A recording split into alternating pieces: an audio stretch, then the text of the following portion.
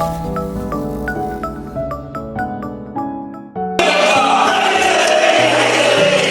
I rise to move for leave to introduce. Lal ji Verma, क्या बोल रहे थे आप?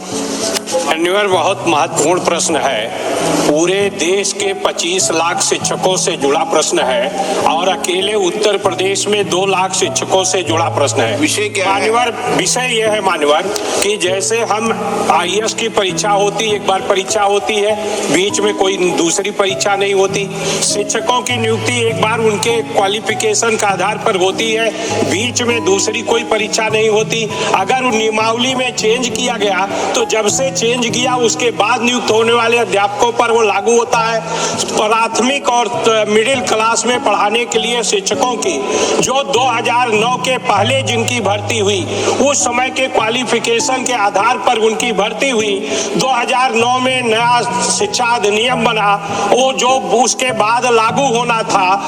सुप्रीम कोर्ट ने एक ऐसा फैसला दे दिया कि जो 2009 के पहले भी शिक्षक नियुक्त थे उनको फिर TET की परीक्षा देना होगा। अगर कोई वकील वकालत पढ़ के जज बना है, अगर उससे कहा जाए फिर से आप LLB की परीक्षा पास करिए, तो ये निश्चित रूप से अन्याय है। उसी तरह से शिक्षकों के साथ अन्याय है जो 10,000 साल से 20 साल से अध्यापन का काम कर रहे हैं। माननीय मंत्री जी, इस पर मान्यवर इसमें संशोधन करके जो पहले से कार्यरत शिक्षक हैं उन पर ये लागू न हो, ऐसा एक संशोधन लाया जाए।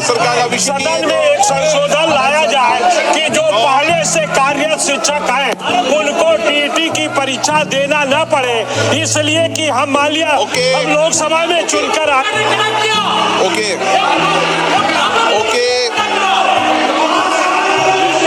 नहीं, ये तरीका नौ। मान्य सदस्य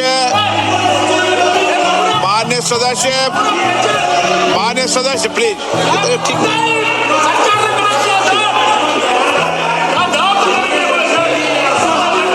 बस ठीक है, नो प्लीज, मारे से प्लीज, ऐसे नहीं,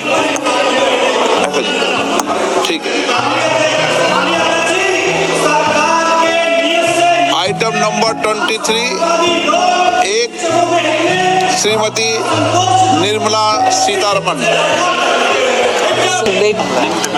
देखिए, समाजवादी पार्टी के सभी सदस्यों ने आज स्थगन प्रस्ताव दिया था और स्थगन प्रस्ताव माननीय सर्वोच्च न्यायालय के 1 सितंबर के उस फैसले के लिए है जिस फैसले के माध्यम से TET की परीक्षा की अनिवार्यता उन शिक्षकों पर भी कर दी। जो मैं समझता हूँ शायद देश का कोई ऐसा सांसद होगा जिससे उस शिक्षकों का प्रतिनिधिमंडल जिला वार न मिला हो, क्षेत्र वाइज न मिला। शिक्षकों की मांग है कि ये जो माननीय न्यायालय का फैसला है, इस फैसले को संसद में कानून लाके नल एंड वॉइड इसलिए भी किया जाए क्योंकि पुराने शिक्षक जो कि अगर देश की बात करें तो लगभग 25 लाख और अकेले उत्तर प्रदेश की बात करें तो 20 लाख से ज्यादा शिक्षक है, तो 2 लाख से ज्यादा शिक्षक हैं। उन शिक्षकों के भविष्य, उनके परिवार के भविष्य, पूरी शिक्षा व्यवस्था से जुड़ा हुआ मुद्दा है। इस पर हम समाजवादियों की मांग है कि सरकार कानून लाए और कानून लाके माननीय न्यायालय के उस फैसले को बदले, जिससे कि कम से कम ये 25 लाख शिक्षकों के परिवार, उनका भविष्य, उनका जीवन सुरक्षित हो सके। अब 50 साल, 55 साल, 58 साल की उम्र में जाके अगर शिक्षक परीक्षा देंगे तो मैं समझता हूँ ये टोटल का टोटल अव्यावहारिक है, जिससे समाजवादी पार्टी ही नहीं बल्कि पूरे देश का शिक्षक समाज सहमत नहीं है।